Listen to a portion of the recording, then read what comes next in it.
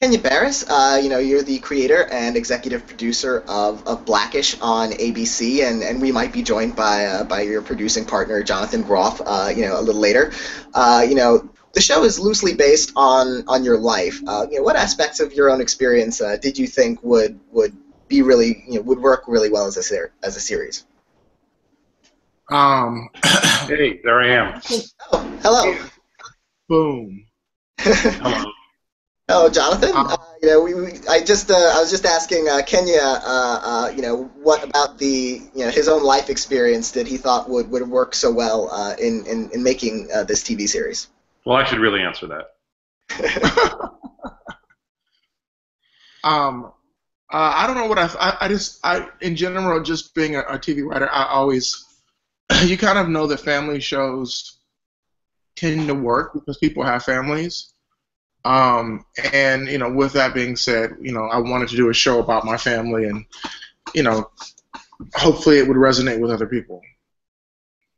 And the show takes a comic approach to the often contentious subjects like race and class, and I was wondering, was it a challenge for both of you to to find the right balance of the tone for the show?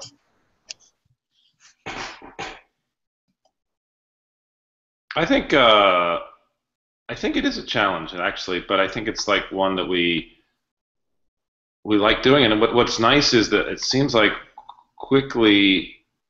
I have to give ABC and the studio and the network credit. Like they kind of, except in a few instances where it was just we were maybe kind of keeping up with current events that were kind of scary and treacherous going, like Ferguson, stuff like that. There actually were times where they actually pushed us to make sure we had that element in every episode and weren't just doing, not that we were inclined to, but they were not pushing us to just do too many straight just family stories or teenagers or little kids or work or whatever. They liked that too, and they liked the kind of blend, but they were supportive and in some ways even kind of advocates for doing more stuff like that.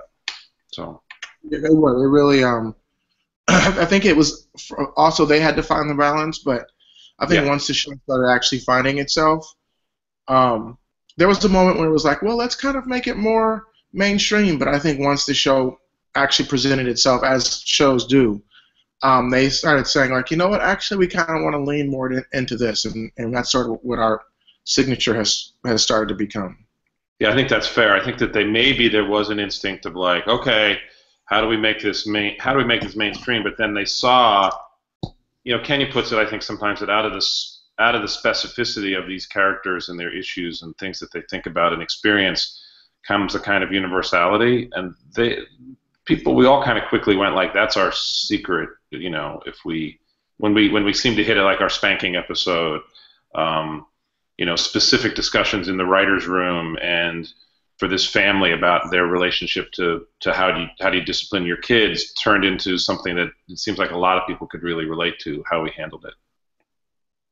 Any show in its first season, especially 24 episodes, it's gonna sort of evolve over time.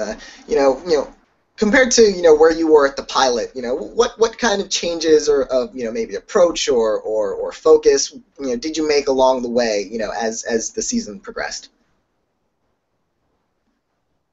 I think we're still figuring it out.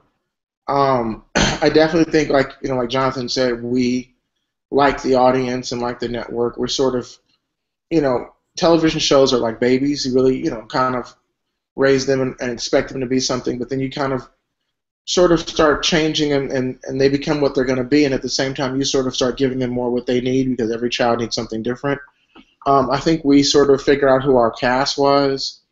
We knew they were great. We figured out who we were as writers for this show. Every show you kind of go to, you're different. You're individual, but you become part of a bigger system. And I think we're still figuring out. We're still growing, and it's a family that's growing. I think that's the great thing about family shows is that you grow with the family.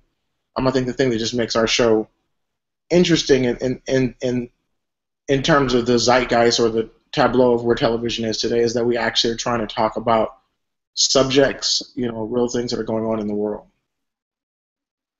And Larry Wilmore was originally signed on to the show, but of course he had to step down when he got the nightly show on Comedy Central.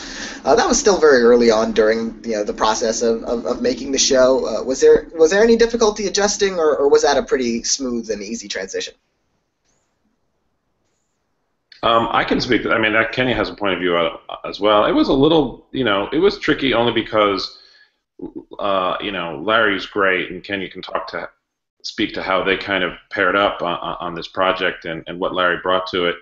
And he was with us for the first, 2 months of pre-production while we were breaking the first batch of stories and writing the first batch of scripts, and I was only part-time. So there was an inevitable, little bit of a speed bump, but I think we actually absorbed it pretty well. Kenya and I figured out how to click, I think, pretty quickly, and he let me do what I do, and vice versa. So it had a couple of bumps that we perceived internally, probably more than externally. There was an episode that was, I think, our 7th that we ended up going and it was right when literally Larry was finishing his last week, and I was stepping in partnering with Kenya, and it felt like, oh, maybe this was one that suffered from that, and we didn't get the rewrite the way we wanted it, and this and that.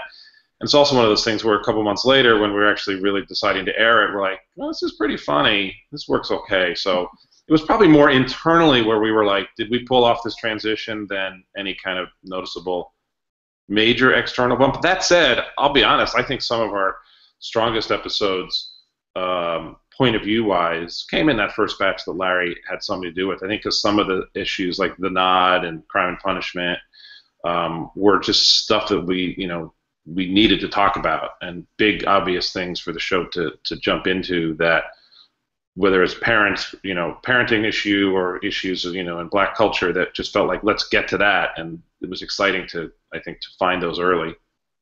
Yeah, but I agree with everything Jonathan's saying, but we also did find a little bit of our stride again. I personally think our last 7. I agree. I love our last batch. 6 or 7 is probably like the strongest 6 or 7 ending batch for a freshman series in a long time. Yeah, I'm really proud of that batch. Kenya said to me, we had this conversation in January. I remember I was driving home one night and we had a long day, and he just called me up and he's like, let's finish really strong, and let's talk more about some stuff that could be really just push it a little bit. And so we ended up talking about Dre and his sister who's gay, which is a big family issue, and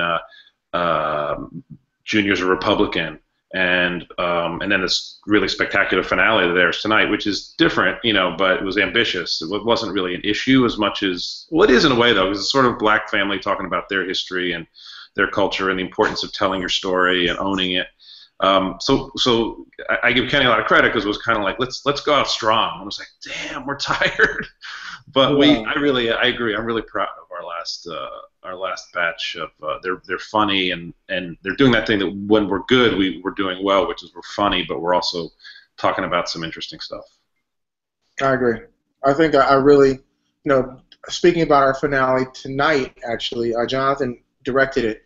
It's one of my favorite episodes in terms of just it's so different, and it's so there's a big sort of the Blackish moment, if you will, which we talk about of the show, is that a lot of Black culture is sort of pretty contemporary if you really think about it, because we don't. It really only starts when we came here, because a lot of it before we were, brought here was lost, and even a lot of it here was really disjointed, So a lot of the culture that we have, our history that we have, comes from a griot tradition almost, like an oral history. And with any oral history, there is some game of telephone involved. And, it talks about, there's a big movement now with, the gene testing and DNA testing and things like that. Skip Lewis was a big part of it, and there's some controversy back and forth over how accurate it is. And obviously Pops, being from an older generation, is not going to embrace that. But he goes back to the Harlem Renaissance, which is, to me, one of the most important contemporary periods of any culture right now. And then we go back and do an amazing episode there. So I love that episode, and I just love what we did with it. And we got Diddy and Mary J. Blige to come on, and They were awesome. Jonathan did an amazing job in terms of the look, and I think the audience. I'm a big fan of those old time finales where you kind of did something different, and we went back to that, and so I think it's going to be a really special episode. One of the things we did different was spend a lot of ABC's money, like an unprecedented amount of their money. But I think it's really beautiful episode, and largely because our cast is spectacular and they look spectacular, and our costumes and hair and makeup, and we found these fantastic locations in our production design. It's really cool. So we're very excited about it. And yeah, Diddy and Mary J. Blige wanted to play with us, and that was so cool. I mean, Mary J. Blige sings. Pretty awesome. Yes. Casting must have been an important part of the show in general, just building up that the Johnson family dynamic, and you've got, Anthony Anderson and Tracy Ellis Ross who are experienced sitcom actors, but then you have these newcomers, these kids, what was the process of finding, the right actors to play their kids? We have great, we call them the Russians. Our casting directors are amazing. Kozara and Shevchenko, that's their last names. Yes, I wasn't even going to try and say it. Alexis Kozara and Christine Shevchenko, and neither of them is Russian, but yet we call them the Russians. They are my favorite, and they actually, one of the reasons that we hired them, and we were glad that we did, is because they sort of came from the kid world. They came from Nickelodeon and Disney. They had done a lot of those types of shows, and we knew, and I give Larry a lot of credit for this. Larry came on after the pilot was actually written and picked up. He came on to help me shoot it. One of the things that he really brought to it, and I give him a lot of credit for, is he had some great kids on Bernie Mac. And he said early on, we knew we had Anthony, and we knew we had Tracy and Lawrence. He said, the most important thing, trust me, is going to be these kids. You're going to want to make sure you nail these kids. And so we got our casting directors who were from the kid world, and we really were lucky, in the aspect of the kids that we got, they popped. They immediately knew very, very early on, like their first auditions, we knew those kids were the kids. And they just have, since day one, have been a family. They've gelled like real family, and you feel it on screen. Yeah, another major element of the show is Dres' workplace. He works in advertising, and that setting and group dynamic has really started to gel over the season. What was the process of finding that home and workplace balance for that main character on the show?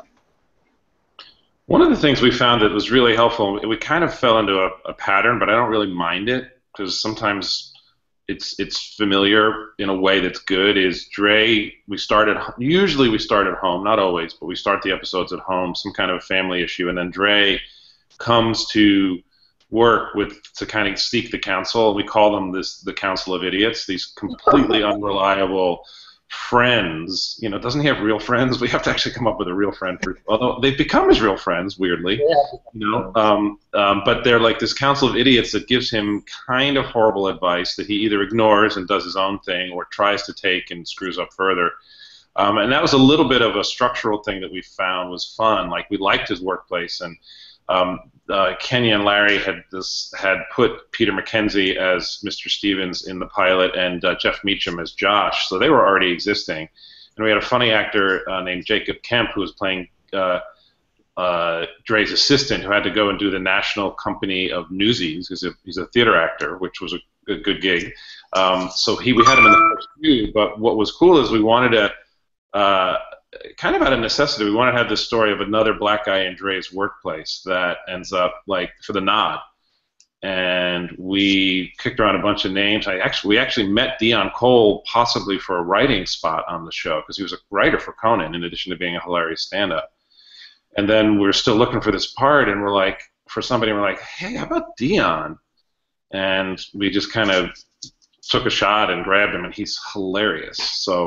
And then we added occasionally recurring as Alan Maldonado, who's plays Curtis, Dre's young assistant. So we kind of, we haven't given them too many stories that are set there. We did have the one where Dre's sort of, blackness, so to speak, is challenged by this white client played by Michael Rappaport, and we used those guys as a little bit more integrated a little bit more. And they came home once in an episode where Bo's having friends from college over, and Dre wants somebody else around. So they figured in like that. But even if we just use them for one or two scenes to have be a terrible sounding board for Dre, they're pretty fun to watch. And Peter McKenzie just plays that white rich doofus guy so well. I found out he actually went to Groton, the most elite prep school in the country, the other day. Did you know that, Kenya? No. He's from Groton is beyond the most elite white bastion of people just go from there to Harvard and Yale and wherever. It's like where Franklin Roosevelt. Where did he go to college? I'm friends. Stephen Hill Stephen Hill, interestingly, went to Groton, and he's best friends with Mackenzie, which I didn't know. We're friends from high school. And Stephen thinks he went to Harvard. I don't know. We'll have to ask him. This is not that interesting, Daniel. We're sorry. Oh no, it is. It's inside stuff. Blackish was officially renewed for a second season recently, which I think most people were expecting since the show has been doing well on Wednesday nights. Were you both anxious, waiting for official word, or did you already know for a while that you were pretty safe to come back? We had a pretty good idea that we were coming back. We've performed well. I mean, we're not I would not call us a smash hit, but we've done better than anything has done in that time slot, and they were really happy. So they were kind of letting us go down the road of locking up writers and directors and stuff for next season. So it would have been a pretty big surprise if we hadn't gotten picked up, but anything can happen. I've been there where you're on a roll and all of a sudden it's taken away from you. So we were happy to get the official call. Yeah, the Emmys are coming up in a few months, and shows that are nominated for best comedy series, submit 6 of their best shows to Emmy judges. So if the show happens to be nominated this year, do you know what's going to be submitted, or do you have personal favorites that you'll definitely be considering? I know you mentioned that this last batch of 7 episodes was particularly strong for you guys. I think there's 3 or 4 episodes. I personally 5. It's honestly, I think we not to toot our own horn. I think we had a really strong first season. There's for me episodes that stick out. I really liked Crime and Punishment a lot. I think from from an aesthetic standpoint, I really liked the finale. I really liked the nod. I think people respond to that. I really like, there's a lot of episodes that we like, but I think that we have to narrow it down to 3 or 4 episodes.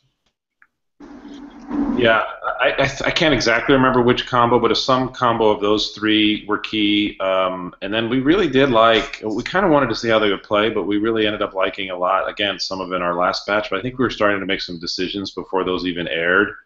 The episode where Junior announces he's a Republican, which honestly pissed some people off, but it was really funny. And Diane, for example, was so funny in that episode to me, because that's where she's doesn't want to be called the girl Urkel anymore, but then gets threatened when Zoe becomes the girl Urkel, and she's just super hilariously uber Diane in that episode. And that was one we didn't know yet, and also the episode with Raven Simone playing Dre's sister, where she's announced she's getting married to her girlfriend, was also really funny. They hadn't aired yet, so we weren't exactly sure, what reaction would be, but they went over well. So I don't know, but those ones Kenya mentioned are really strong. I had a dozen that I would put up against, that I'm really, really proud of, and then there's always ones where you go that was pretty good. So. that was cool. That was all right. The second season, of course, coming up next fall. do you know when you're going to start planning for it, or have you already started planning for what might go into it, changes or things that will get bigger, or anything regarding what's coming up?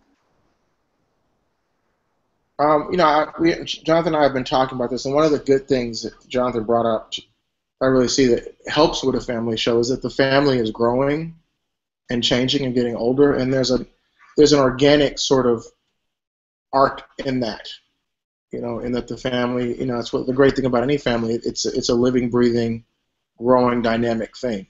So I think that we'll continue to play on that and make sure that that's sort of, if there's an arc, involved, it would be involved in the family dynamic. And at the same time, I think that there's a lot of things that we still would like to talk about, and getting with our writers who we love, and having those conversations. And a lot of times it's the dog days of story, they call it. Like to me, it's some of my favorite time, especially with this group of people.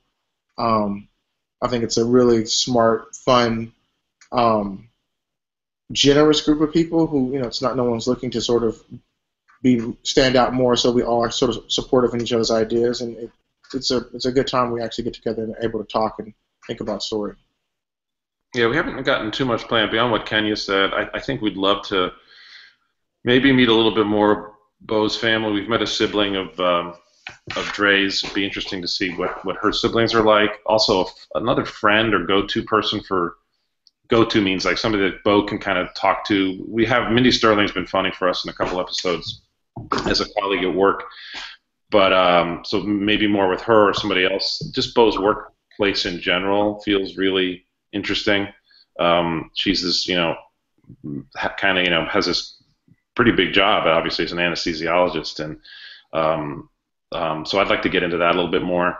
I don't know. We haven't really planned too many other things. We have like Dre's sister getting married is set up at the end of the season 1, but that might be something, but we don't know. We haven't really figured it out yet. So we did 24 episodes, which was a lot, and I directed the finale, so it really was a matter of like, okay, let's not think about this show for a couple months.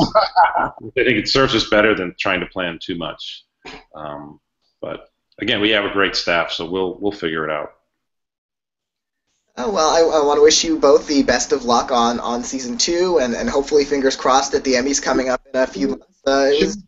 Should we talk about these balls behind your head, Daniel? Oh, Phil, yeah, absolutely. I'm a nerd, so I have Ninja Turtle trolls. I have stuffed Darth Vader, and then I have these other figurines. That's Buffy, that's Scully, Rick from The Walking Dead, and Michonne. So yeah. Nice. Can I tell you one of my favorite jokes I was ever involved with was when I worked at Late Night with Conan O'Brien. We used to do this bit called Guests We'll Never Have Back, and it was fake guests that we would shoot that, Conan. So we had the Smurf guy on, and we actually, and for this one, got this guy who had a collection of literally 5,000 Smurfs, and he came at like 4 hours early and for this pre-tape and set up all of his Smurfs on Conan's desk and on the set. And then the joke was, Conan says, "So, you're the greatest collector in the world of Smurfs?" And he goes, "Yeah, I'm not here to talk about the Smurfs."